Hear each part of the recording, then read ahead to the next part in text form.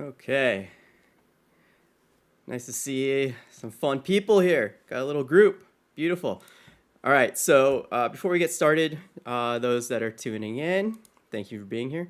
Feel free to use the chat to ask questions, ask follow-up questions.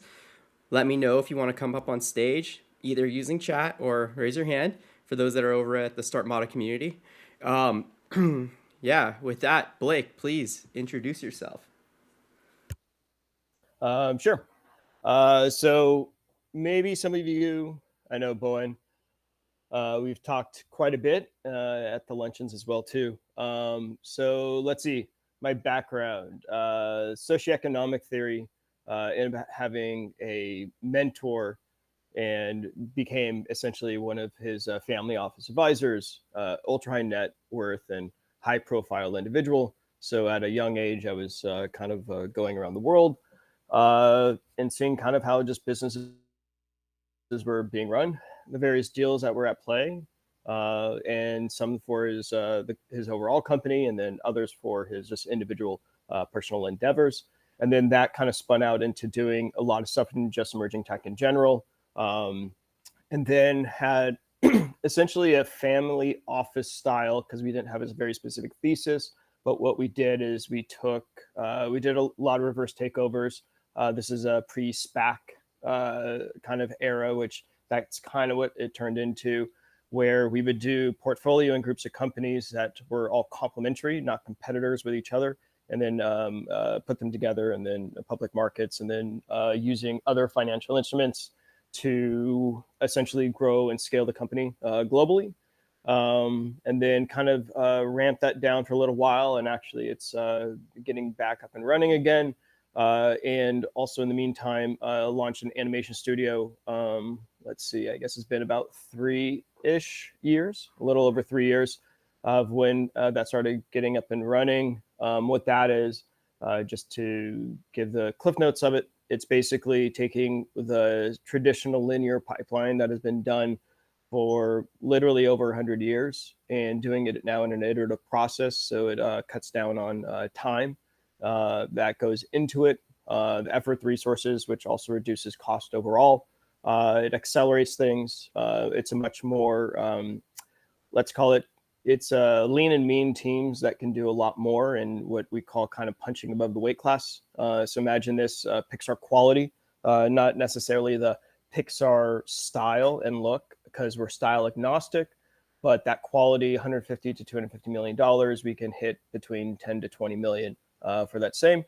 And we're pretty confident in saying that because basically everyone, plus minus a few, but they're part of other major animation studios, but pretty much everyone is from Pixar and Disney.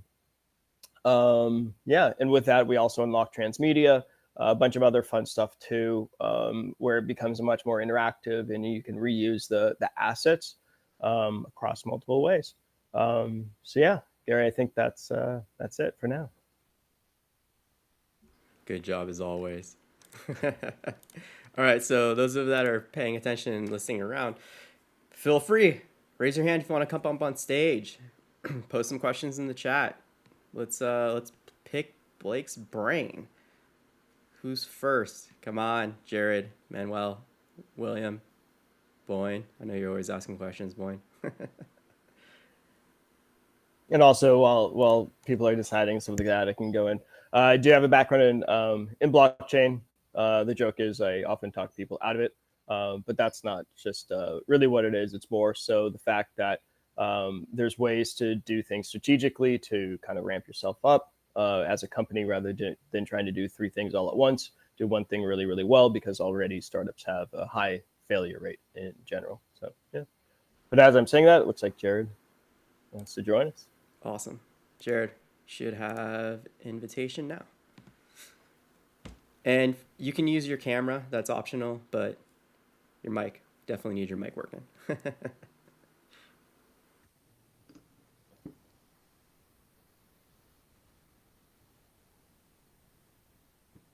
Cool. We got picture. Cool. It seems like we got sound. It seems like we got sound.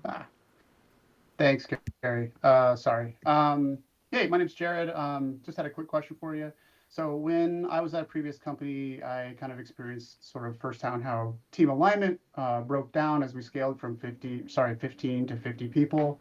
We faced a lot of different challenges in terms of like communication silos and unclear decision making, conflicting priorities. And I'm just kind of curious in your advisory work, what are the most common team effectiveness issues you see at this specific growth stage? In particular, I'm interested in understanding this because my company Handshake is developing software to help teams maintain alignment and effectiveness during these types of scaling periods. That's actually a really good question. I also have a ton of friends kind of in that space. There's actually a good company that probably you might want to listen to on podcasts, but it's called First to 10. If you want to look up his name, Boris Epstein is his name. He had a company called Bink. Not doing a plug for his company. He's a good friend from college. So, but he had a company called Bink. They got acquired by Robinhood actually to go basically run their in-house and everything like that.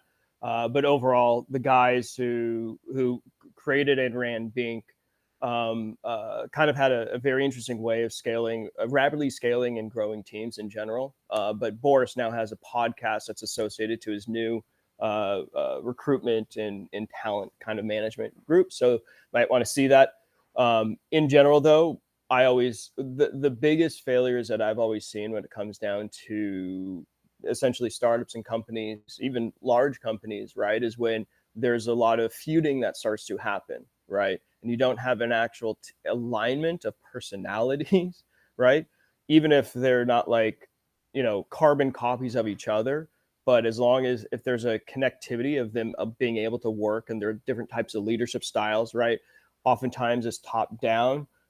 I like the approach of, there's kind of like what you could call like a ruler, right? A king, whatever you want to call it, or a general, right? Generals lead from the front, rulers are going to lead from the back, right? And so that's kind of what that the internal makings that are happening of that scaling period is really key, right? And and it's kind of funny because of Boris's company, right? The first 10 are very key in that, right? Because then those are typically the people who are the managers that kind of grow with a company where they came in as a marketing associate, right? And suddenly they're VP of marketing within 6 months kind of thing, right? And so it's ensuring that one, the people are being trained appropriately, right? If they don't have the training, but you do want to utilize them, make sure that they have the resources and not like, okay, here's some webinars to go to. It's like true understanding and leadership development. I also think that doing offsites, things that actually interest the group and kind of connect them together, that's really where it comes down to. And if people feel siloed, where it's like, we have decentralized teams all over the place now, right? Like there's all these different makes of the company, right? But if people are decentralized, there's going to be this sort of tone of like less of personal, personalness, right? Not a word, but but doing something on whether it's a quarterly basis where people are in, and able to experience and have those little extra conversations that are needed to create that sort of cohesion. That's all important, I feel. There's a slew of it overall, right? You could have it's sort of like you can sense when say it's the CEO and the COO, right? Or the CEO and the CFO. You can sense when there's drama within a company. And I've witnessed it. I've seen it happen whether it was a position I had within one, right? Or just observing it as an advisor to the company from outside saying, hey, if you guys don't fix this, you guys are tanking this, right? And those millions I've taken on, on in funding, you're just, let's just say it, pissing it away, right? So with all that to be said, I think that's the overall aspect of it, right? And then there's a granular, and happy to discuss more granular stuff too. So yeah. Thanks, Blake. That's a great answer. Appreciate the insight. Yeah. Yeah, I'm sure you hear this all the time too, but awesome computer in the back. So yeah. Thanks. I still have a PowerBook G4 Titanium that still works, right? Where it actually was shipped with OS 9 on it. and then you had to load OS 10. So yeah. Amazing. Yeah, actually, this when I fired it up, it capacitor exploded and it started smoking. So I was just like, whatever. It's a cool conversation piece, whatever. Yeah, exactly. Exactly. Right on. Jared, if you got, other context you want to share or specific kind of, situational challenges that you're kind of dealing with or coming up on, feel free to dig in a little bit deeper with Blake if you want. Yeah, thanks, Gary. I mean, I think you tapped into something that is sometimes kind of intangible, which is like, to use kind of your phraseology, which is like this personness, which I think have a hard time getting to when we're fully remote and we're like rigidly remote. Based on in my personal experience, like having those little conversations as you're walking together to lunch is super important just for us to know each other as individuals. And, it gives us a more opportunity to understand like how we work, how we tick, playing games after work or something like that. But you have to be so intentional now about scheduling time when you work on a remote team to like dig into that. And additionally, I think it helps when companies, tell their employees that we should do that.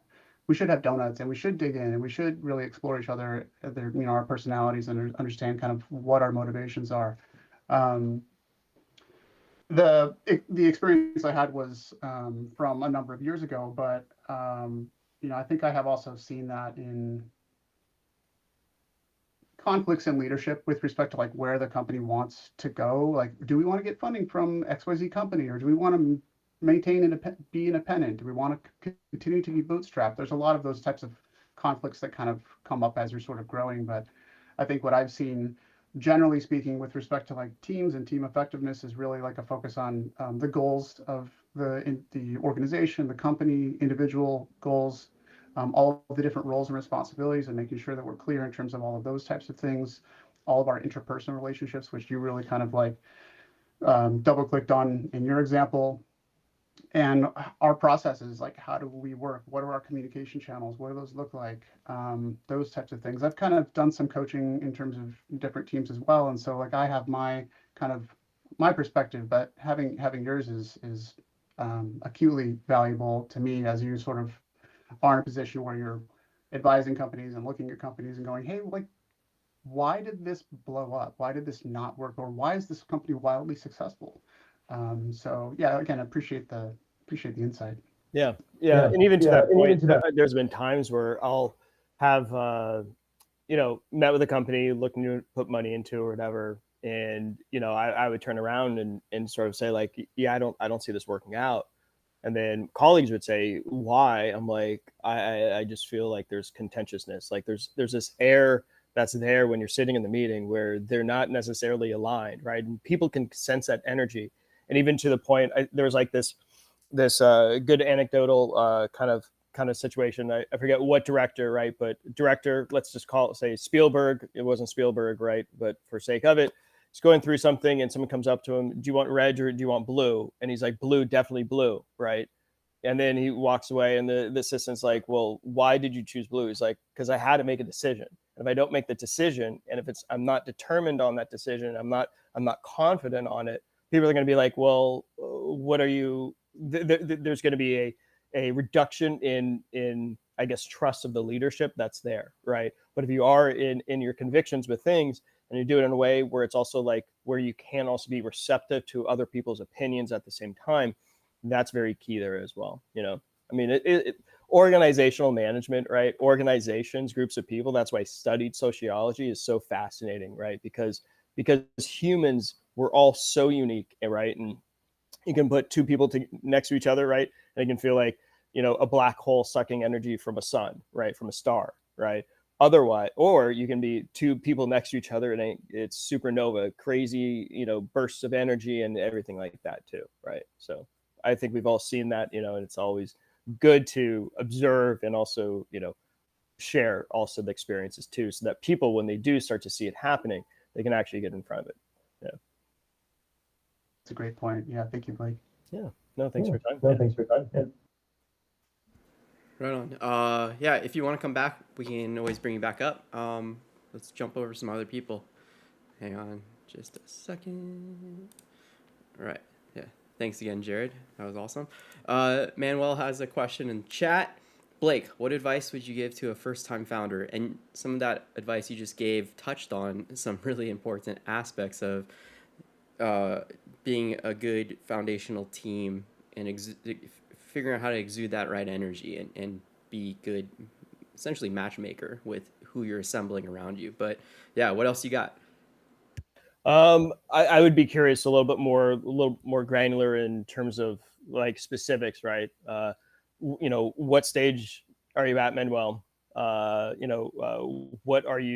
What's the trajectory, right? Do you have initial funding that you're putting in? Are you completely bootstrapped with zero funding? Kind of those particulars too, because that's where advice comes in.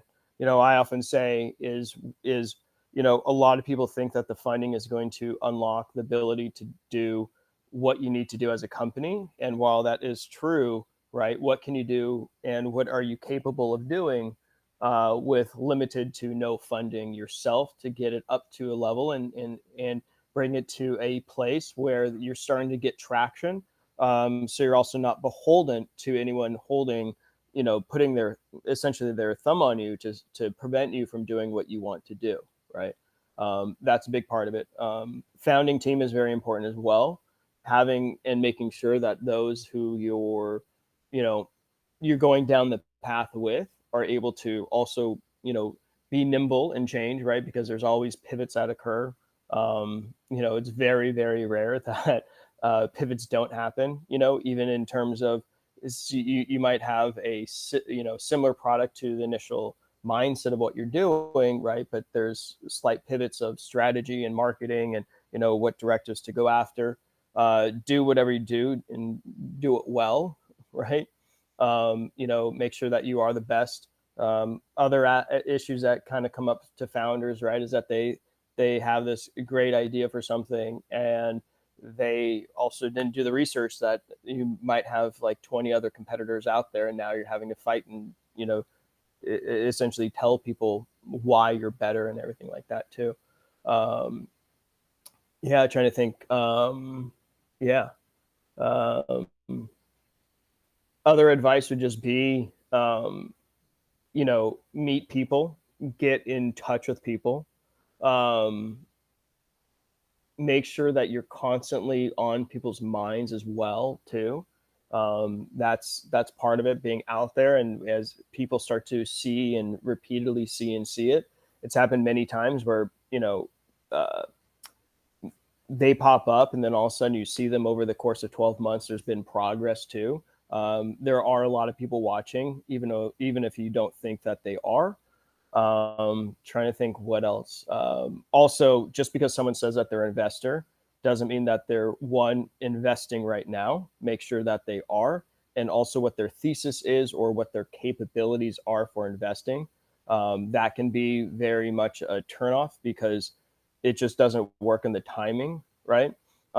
Even if people say it out there, people just kind of ignore it and avoid it. And you always want to kind of keep the people who are paying attention to you kind of enthusiastic or interested, and always create bridges. Don't don't burn any of them along the way. Yeah. Manuel's writing in chat right now. Oh, cool. Yeah. Yeah. It'd be great to hear a little bit more context about, like I said in chat, which stage you're at, what milestones you've achieved so far in regards to revenue, validation for your product in the market, so people actually wanting your product and trying to use it or actually using it, buying it, and the traction that you've had, and what your like most pressing milestones are that you're working towards right now. You can type that all out one by one, so you can just give us little piecemeals, or you can do the whole thing. And while we'll wait for you to put that into chat, all over at LinkedIn, Michaela has a question regarding funding and securing investors.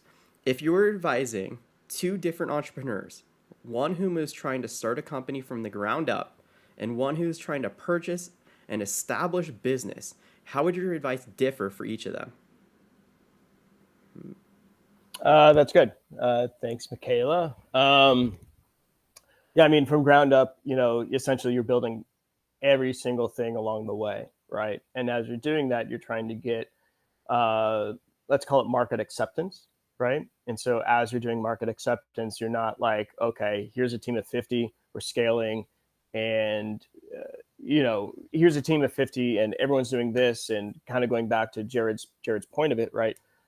You're not sure how those people are actually going to be operating initially, right? And knowing who's doing what and how it's doing, right? There's definitely a longer tail approach to, in the beginning, and what that, the scaling of the company is essentially starting from zero is, right? If you're acquiring a company, there's a reason why that you're paying whatever that acquisition fee, right? Whatever that cost of that company is. And that's oftentimes, I mean, it's sort of like if you look at sort of like a doctor's office or, medical practice, a dentist practice, et cetera, the reason why people pay, here's 3 million, here's 5 million, whatever that looks like, they're getting their book, right? They're getting their book of all their clients and they're purchasing that business because there's an already established infrastructure with people, with personnel that then they can then say like, okay, let's craft this, let's craft this to actually benefit what is needed here and what that new vision for the company is in an acquisition, right? Acquisitions, oftentimes there's a lot of changes that then occur with it because there could be redundancies, there could be better ways to do things. There's a whole slew of it that goes on. And, it's then takes in, you investigate what's going on and you see how things can be done better. There's a company currently I can give you a complete frame of reference on where it is taking it over, right? And it's seeing that there's a huge issue with the margin that the parent company gets versus the distributors that are out there. And with it, there's an aspect to it where the distributors often make more money than the parent company themselves, which is really strange, right? And other people who see it, it's been around for a long time, so there's no real need or real interest to change things. But then that shows what that upside is, right? And that's also the point of when you're doing an acquisition with a company, you're putting in your 5 million or 500 million, whatever it is, and you're then saying, what am I going to be getting from that actual investment into it? And that's when you go back into scaling and reproductizing. There's a whole slew of things that happen there. The difference is that one, it's definitely a road that isn't paved necessarily, right? Because it is a startup and you're creating all these things along the way. And then on the other side, when you're doing an acquisition, it's more of seeing if this semi truck is going to fit down this pathway too. So, yeah. Hopefully that helps. If you have follow-up questions, keep using the chat. Feel free. Yeah, for anyone that's watching over at Startmata, if you want to jump onto the stage to use your camera and mic, you need to register with an actual account, so you're not a guest anymore, and then you can participate as much as you like. It's 6-day free trial as a supporter, so do that. And then it's only $2 a month, so don't worry about anything like, costing too much. We got some more fun questions in chat over here. While Manuel's still typing, Brandon Ortega is asking, how do you go about finding a technical co-founder? Currently, they have a validated business idea. They drove through 45 states connecting with podcast studios and partnering with them on podcast software idea. Now looking to have MVP built. So yeah, there's like a general background for that. So how do you suggest they find a technical co-founder? Yeah, I mean, finding a technical co-founder, yeah, it really comes down to your network and reaching out to people that, and whether it's networking events, there's a whole slew of ways of going about it, right? What I would make sure is that whomever that person is that you definitely have not just the idea, but the entire framework and structure, and it completely planned out what you plan on doing as a company and what those needs are, right? Also the time that technical co-founder has to be putting in, right? Are they going to be developing and currently building? Are they going to be just overseeing it and you're pulling in funding? Building an MVP, that can be a whole slew of different things, right? Is it where you're contracting out and they're overseeing it, like I said? But finding that actual person, back to to Jared's original question of it all, is ensuring that it is a person that you can kind of uh, go down the path with, pretty securely, right? There's going to be a lot of trials and tribulations that occur, and so with that, you need to definitely assess it, right? Also, when you're kind of in a area of, let's call it, not desperation, but an area of need, right, from that person, you also don't want to rush into anything because it could be the wrong fit for you, right? So definitely um, kind of have it in a mindset of like, um, validate yourself as well, right? Understand what you're doing, and then go ahead and make sure that there is that alignment.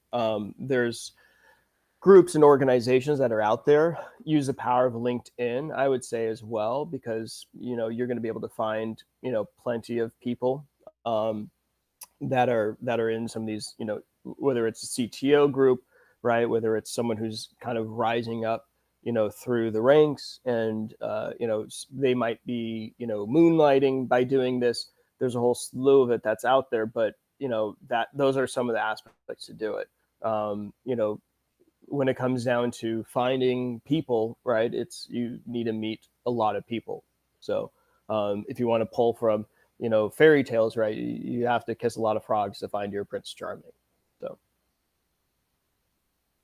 No, that was wonderful advice. I'm actually posting some yeah. supplemental stuff in the chat too to help expand on what you're talking about in regards to kind of having all of that documentation ready for someone else to understand what the business concept is, what the product should be, and really what experience should be delivered through that product and the benefits of that. And so in the Mm-hmm. chat, for those that have access to it, and I'll drop it in the other chats too on the other services, but essentially, like, you start with your guiding principles, and this kind of touches on what you and Jared were talking about: mission statement, vision statement, value statement, cultural statement, and then I have this extra one, experiential statement. So it's kind of like Tony Hsieh and his book Delivering Happiness, how anytime someone had a touch point with anyone related to Zappos, the experiential goal was for them to have a beneficial, happy experience with that person. So you can call their customer service and ask them, hey, I just landed in New York. What's the best pizza place I can get on this block? And then they'd be like, oh, let me tell you, right? So these core kind of like guiding principles should impact every strategy, every decision, or every plan and every decision you make, so everything's on the same path. Everyone knows what that's about. And then the product blueprints, product specifications, information architecture, user stories, user flows, wireframes, showing how it should all work. And then, the more you can do to make it easy for someone else to, one, understand exactly what you're trying to do and how you intend to do it, but also see that you're not just another jackass with an idea trying to get some technical person to build everything for you, the easier it will be to not only attract higher quality candidates to join you as a co-founder, but have an easier time of them believing in you and wanting to be a co-founder with you. So hopefully that helps expand a little bit on what you were saying, Blake. Yeah, no, exactly. And even when it comes back to the ideas, I remember hearing so many times, years ago, it's like, oh, well, I had that idea for that company a long time ago. Well, and it goes back to the movie Social Network, right, where the line is, and I'll probably butcher it, not verbatim word for word, but it's what Zuckerberg, right, says. He says, if you invented Facebook, you would have invented Facebook, right? Same thing. My mentor, right, used to say, did Starbucks invent coffee? No, right? all these places and all these they put the company and establish that company to do things, right? Another really good one, right, is that the first warrior, it gets all the spears, right? So if you're going off into battle, you might get a whole bunch of spears, right? And then all of a sudden, company dies off or whatever. But then all of a sudden, there's 10 other companies that come through with similar ideas, and they go make something, right? Same thing back to social media, right? There were so many things before: MySpace, Friendster, slew of others, right? And look where they all went, right? If you want to even go even beyond that, right? America Online, which we all, I shouldn't say we all, depends on generation, right? That was a social network too that just didn't capitalize off of it. So yeah. And Jared, you're definitely dropping in some really good stuff there. So yeah.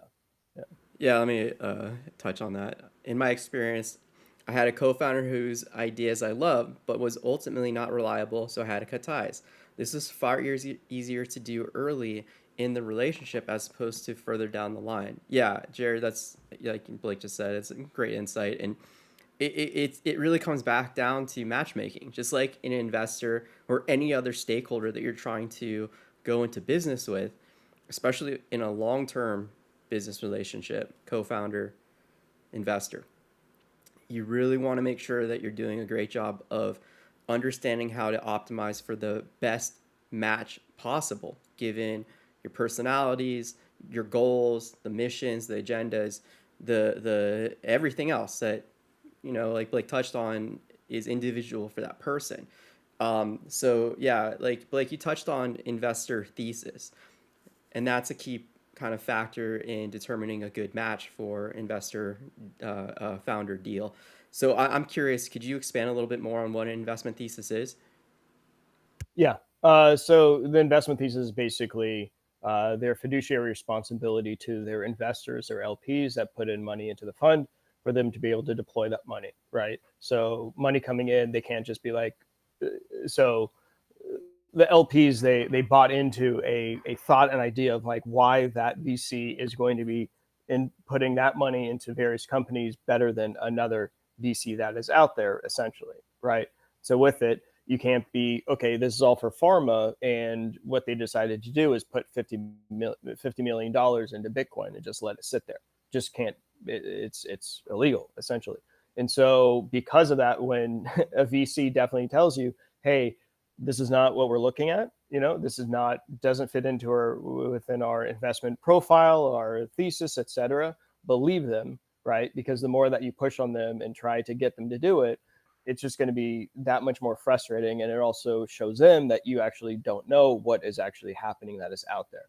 So make sure that you do understand what it is in the investment world. Um, Not a plug for the company. I think everyone is well aware of it, and especially with kind of what happened just in the past couple of days with the Chinese AI company. But leverage OpenAI, right? I saw, I guess it was, Manuel. You're not a technical co-founder.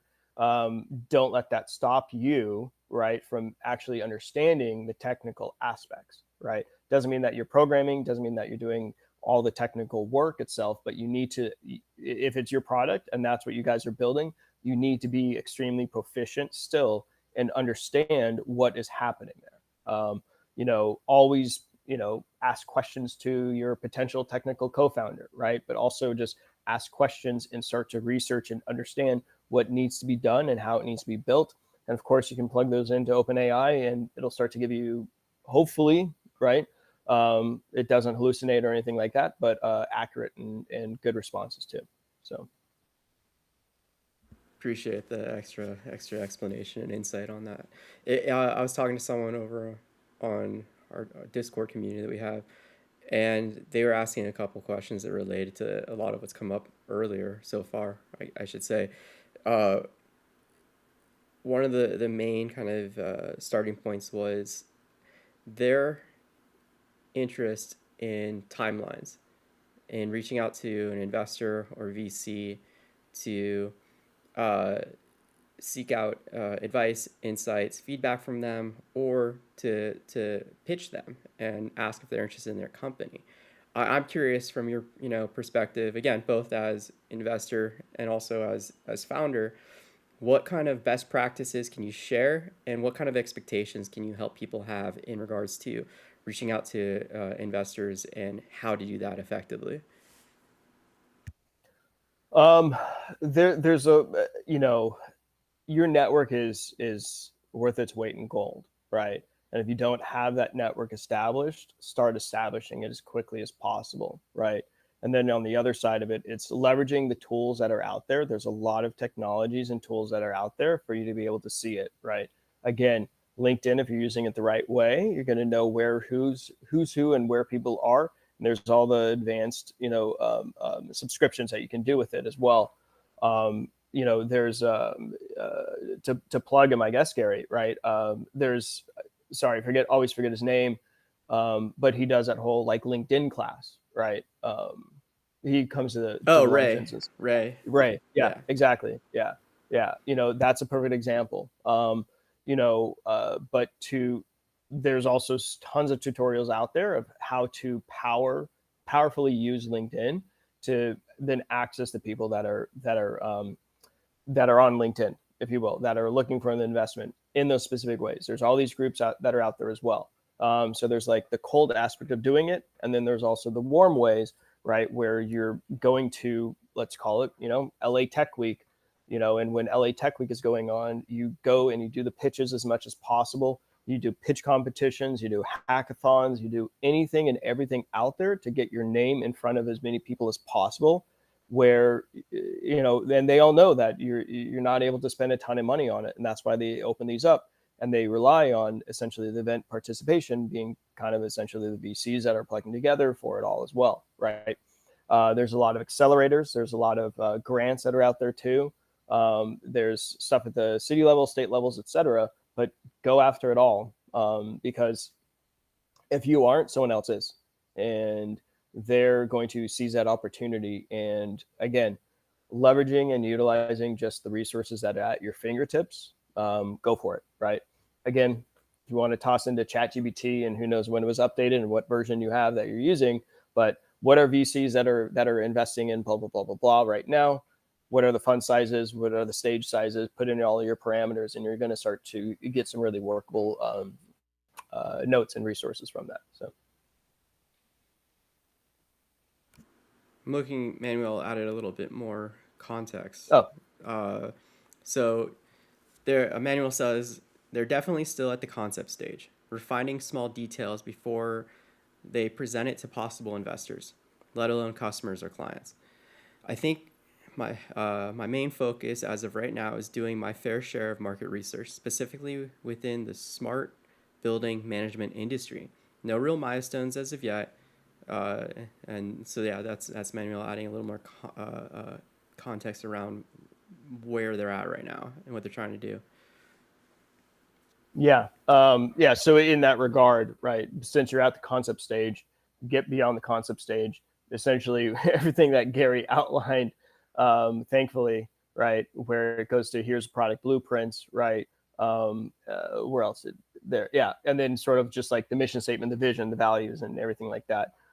Start really hammering away, and start to refine, and really focus. Put it in your schedule. If you have another job that you're currently at, then start to say, okay, well, when I get home, I'm doing this, whatever is on your plate, in terms of priorities.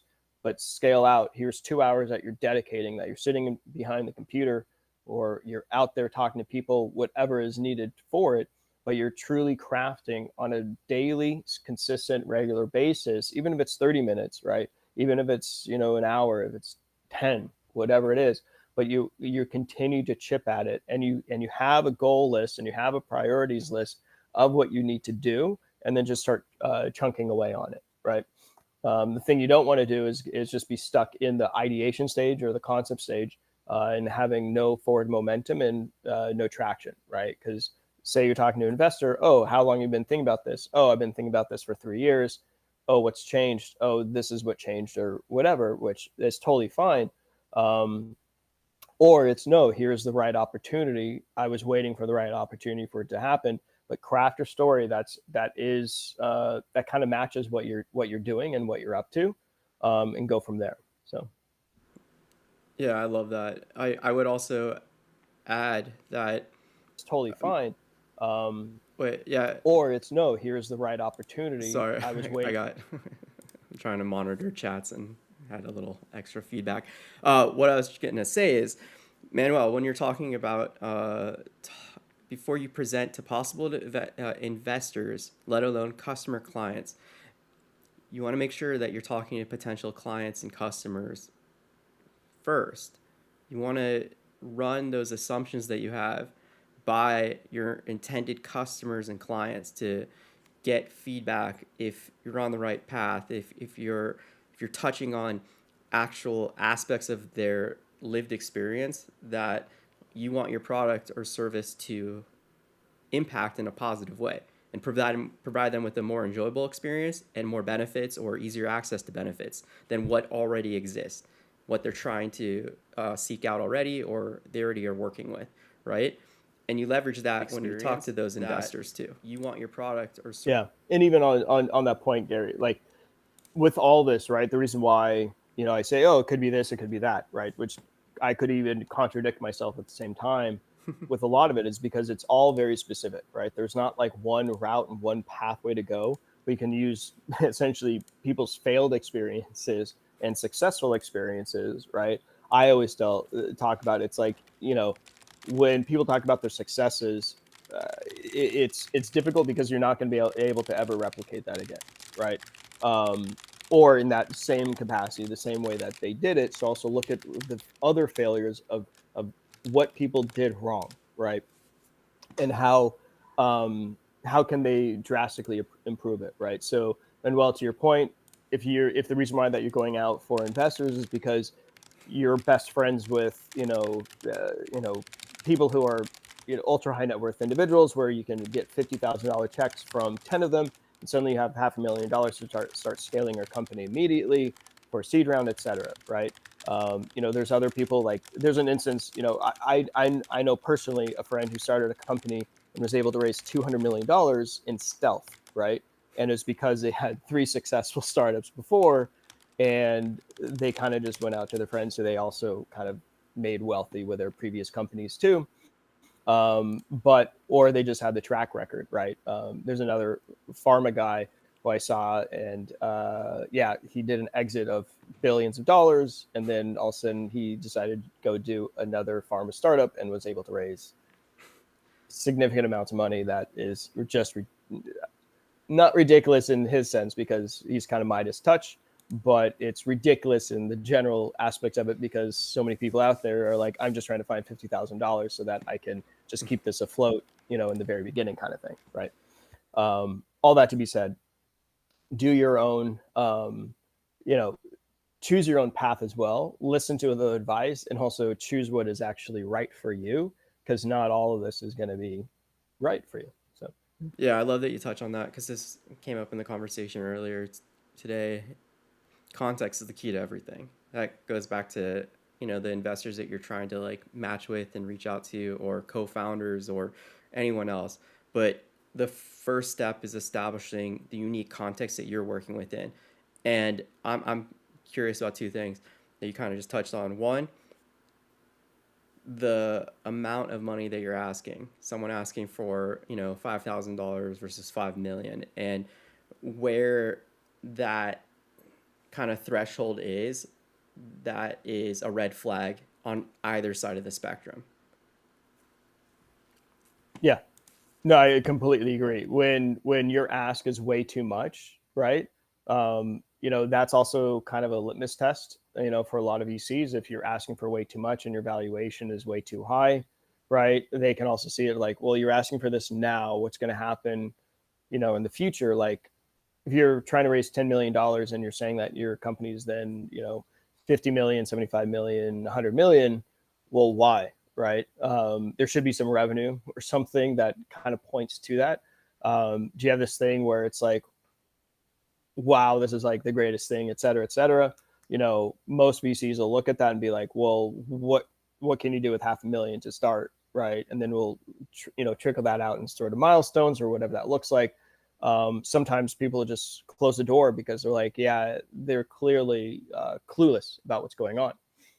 Other times you might be like, oh, well, we need $50,000, and kind of the opposite to it. And they're like, do you realize that this is going to cost you about $500,000? So what's your goal to get there? To actually build this out, even as an MVP, it's going to be $500,000 or whatever. But or here's the infrastructure. You're going to need a staff of 50 people, or there's companies out there who can do revenue of 20 million, $50 million a year on a team of 10, right? Context, to Gary's point, is always key. Also, when you're sharing certain things with people and getting advice and things like that, what then could also happen is that you're actually not sharing all of it, right? So what they're then telling you in response is based off of the information, the inputs that they're gathering and the data that they're gathering from you. And suddenly that one little thing can be switched and move, or there's a policy change or whatever happens out there, and it completely flips it on its head. And it's like, no, that advice I just told you is completely wrong. Like, don't listen to that, because that's going to put you down the wrong path. So, yeah. Yeah, that also kind of touches on the second point that I wanted to get into, which is, what's your opinion of founders who look at billionaires such as Musk, Thiel, as the two, main ones, that then try to copy and paste what they've done in order to become successful billionaires too? So just like, what are my thoughts on like people kind of emulating Yeah, like others? emulating Yeah. that, using those extreme outliers as models to copy and paste, like the path to their own success. Yeah. A lot of times people would just only see who they are as the figure, and they're making up this. They're like, you're filling in the story that's in between that you just don't know, right? Even if you're reading their biography or whatever it is, there might be aspects of it where it's clear key points that are being removed from it, right? And the emulation that you're looking at is also where they ended up. It's not where they completely started, right? And so, sure, you might be like, oh, to be Elon Musk, you need to go to Wharton and get a double master's or whatever you did from there, right? Well, that's a very select few. And think of all the other people who did the same exact thing and are not in the same places where Elon is at the same time, right? There's an opportunity and a time, right, that existed where they were able to make certain moves that were business associated, that only worked in that rare case and rare moment, right? Some of it that they pushed very hard to make those things happen, right? So again, what it comes back to, I was kind of speaking about it before, but wow, voice crack.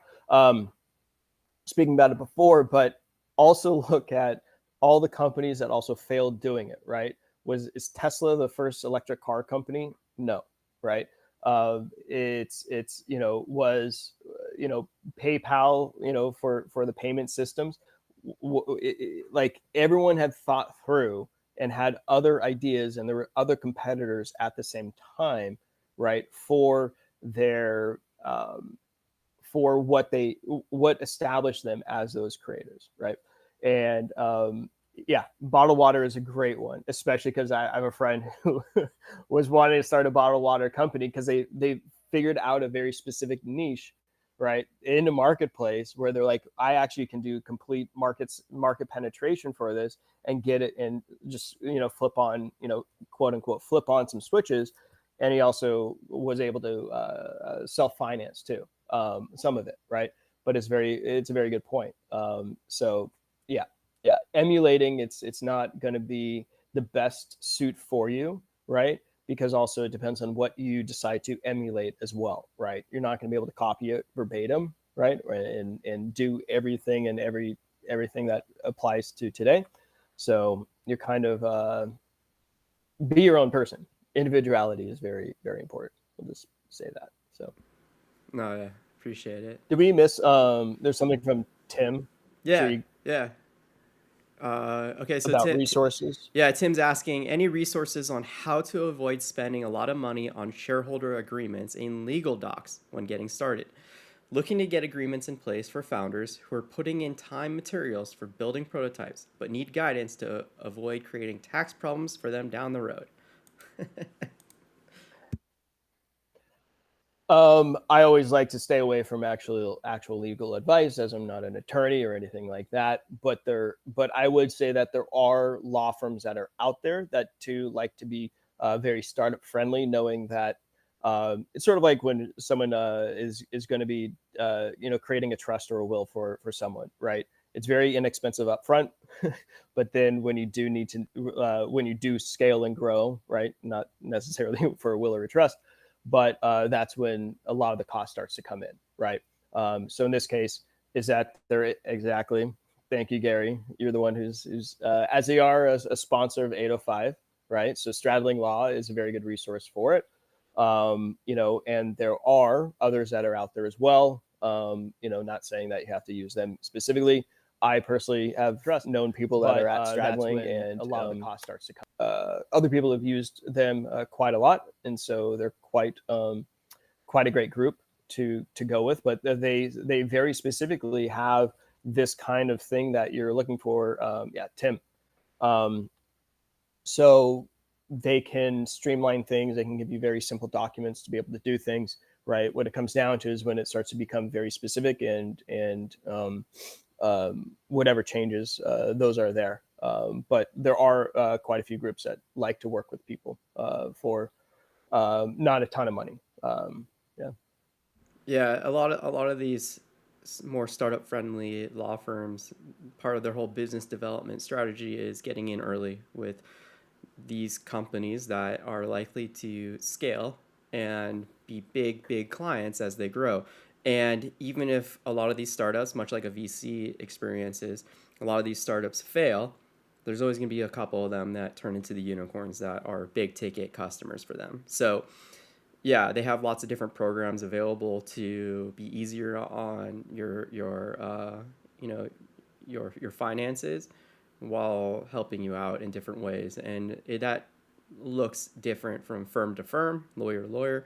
So investigate and look into it. And yes, Stradling's one of our wonderful sponsors. Stubbs Alderton isn't one of our sponsors, but they're another one in the community here in Los Angeles area that are very startup friendly. They actually have a pre-seller program, which utilizes their resources as a law firm, but also a lot of their connections to help early stage founders get to market and work towards product market fit, if not a little bit later in their life cycles.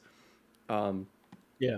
Yeah. And then also there's some individual attorneys as well that aren't part of larger firms where they'll do it for essentially equity. So, yeah.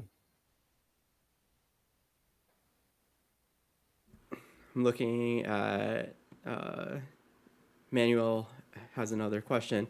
I read on the startup forum on Reddit that the general consensus is that startups are mainly disruptors.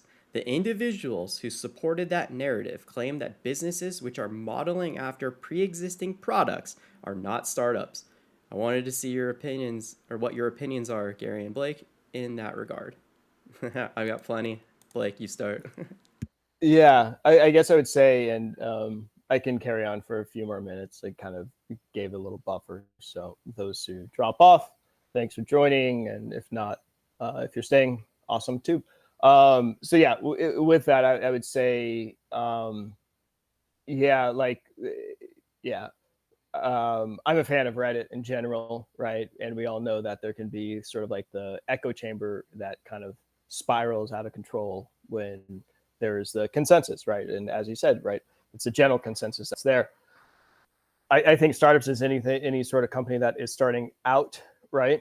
And I think to the point, it's like, yeah, if you're starting a gym, in a strip mall or something like that, right? That's not exactly startup. If you decided to create a gym in a strip mall that has a tech-enabled platform, blah blah blah blah blah, that's now starting to look more like a startup, right? So I understand the whole sort of disruptiveness of it, right?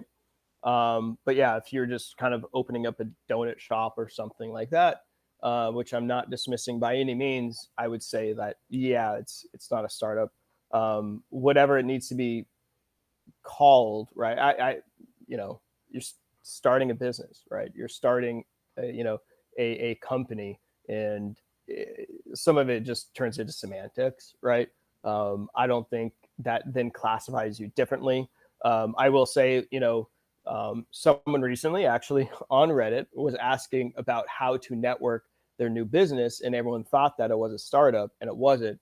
It was a cleaning service that they wanted to get into businesses and blah blah blah, and that's sort of like more services oriented, right?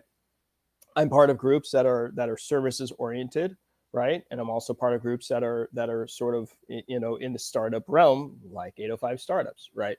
And kind of there's a blend of 805 startups where it's services that help startups out, right? And then there's startups that are coming into it, and then VCs, and then other established companies that are in the area. That's why I've always liked 805 startups so much, is because it is very inclusive, and it's not, hey, get the hell out, you don't fit into this very specific thing. It's always open arms, and it's, if the person sees like, yeah, I'm actually not seeing a benefit because no one here is going to need anything that I do because of XYZ, great, but say that person with a donut shop comes in to an 805 startups lunch or something like that, or one of these office hours, is like, hey, what if I just do like every Friday, you guys come over here for coffee, and now I'm hosting some sort of event. Like, that's the type of thing that then enables and supports the community, right? So hopefully that helps.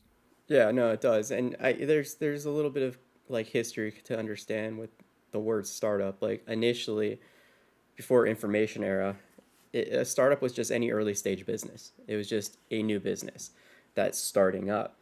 After information era and the internet and all this fun stuff, startups got repurposed to mean a technology based business that is designed to scale rapidly. And that's what you see with like Facebook, for example, right? And what these people are talking about on the Reddit forum is just nonsense. It's silly because when you're trying to say that, a startup has to be a business that is not modeled after a pre-existing product, that's insane. What is that? What exists that isn't modeled after something that already exists?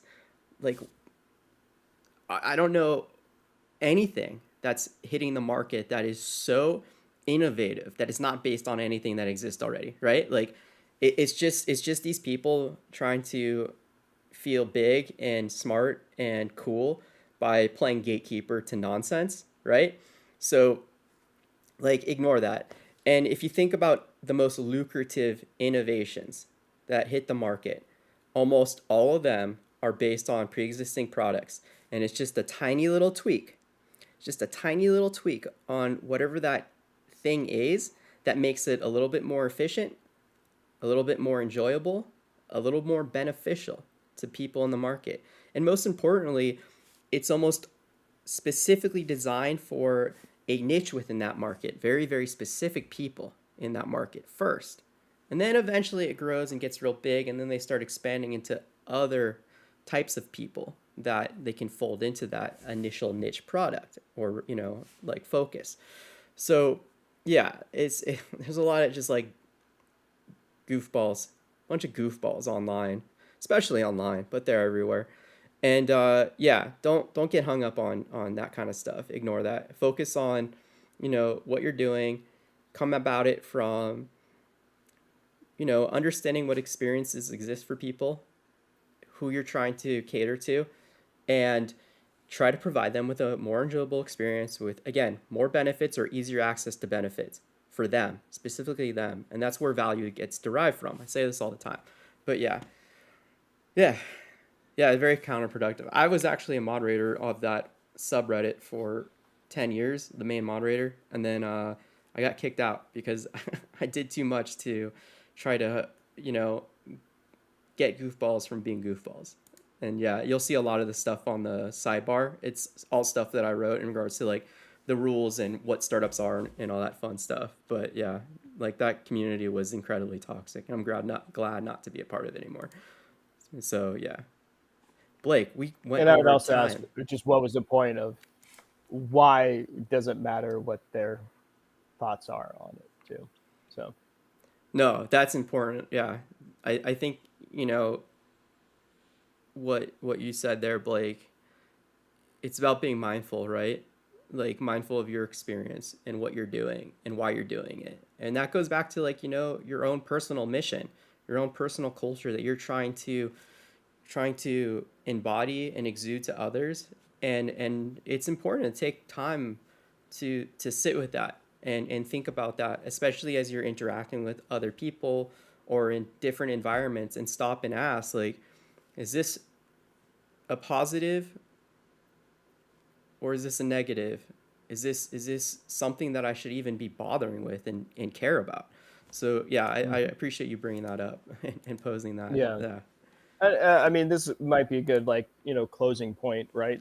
In it is that when you're on this journey of a startup, right? When you're just in general, you could be mature, right? And you're going to have a lot of landmines along the way. There's going to be obstacles that you have to get over. There's going to be people and their personalities where suddenly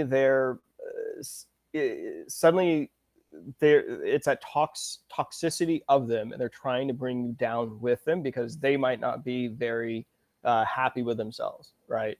And I've seen it myself where it's like, yeah, when we were getting IEL started, my business partner Dan Urbach and I, right, we heard, oh, there's thousands out there that are like you, right? And now we're in conversations with major studios. We have stages all over, and they're like, no one is doing what you guys are doing. This is crazy. Thanks for the invite. I'm so happy I actually came to this because I thought there's so many people doing what you guys are doing. And yeah, there are some others that are out there that are doing something similar, and we know them, we're friends with them, and we share our secrets together with them, right? And even them, right, they're like, hey, you guys are actually doing this in a different way. There's a different approach to this. You are having this lens of this and this and this, right? But all that to be said, and it's not a plug for my company by any means, all that to be said is that there's going to be tons of people that are out there that are trying to drag you and pull you down. And you have to have the wherewithal, an outlet, someone that you can talk to, right?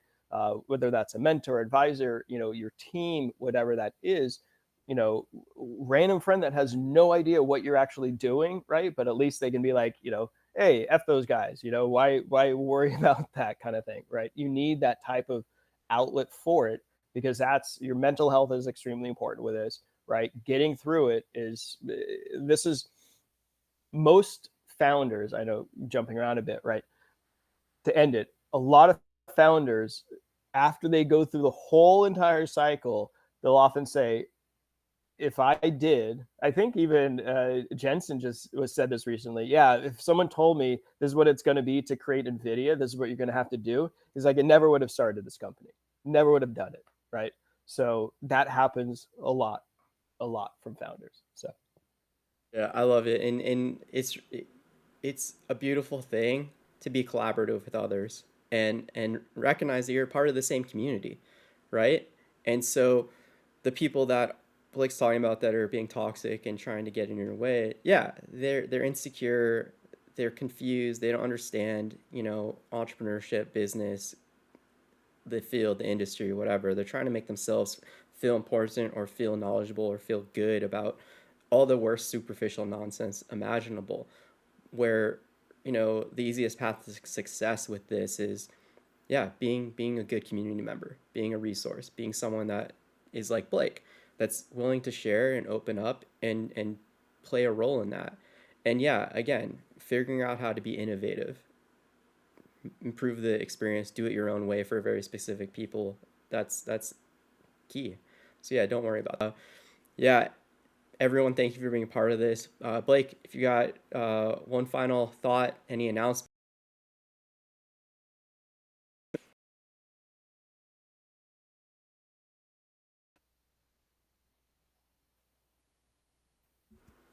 Did my yeah, internet go out? Oh. no, I just want to thank everyone for joining. I've known Gary. I don't know. No, I hear you. Yeah, yeah. Yeah, I've known Gary for now almost 10 years or something like that. There's a reason why, just have always been impressed with what is going on in the 805 and the openness that it is, the connectiveness that it is. I've made many great friends along the way as well. There's something special that's huge advantage of it. There's so much of it. It's actually kind of difficult to sift through, right? So leverage other resources that can maybe help you sift through those to understand of what is going to apply to you and how to take advantage of them, right? Again, right, as I've said this, I might say things that are contradictory because it then is very specific to the use case or the specific case that it was intended for, right? And then on the other side, it works for something else. So overall, what I would say is that, ensure that you have the right people around, going back to what Jared was saying, right? The right people around are very important. You being the right leader for those people, right, is really important. And also just understanding the makeups of the energetic and interconnectivity of everyone, whether it's internal of the company and outside the company, so that there's a consistent impression of, oh, these are the guys that get XYZ done. So I'll leave it there. And yeah, thank you all. Appreciate you, Gary. Appreciate it too. Thank you so much. Thanks everyone for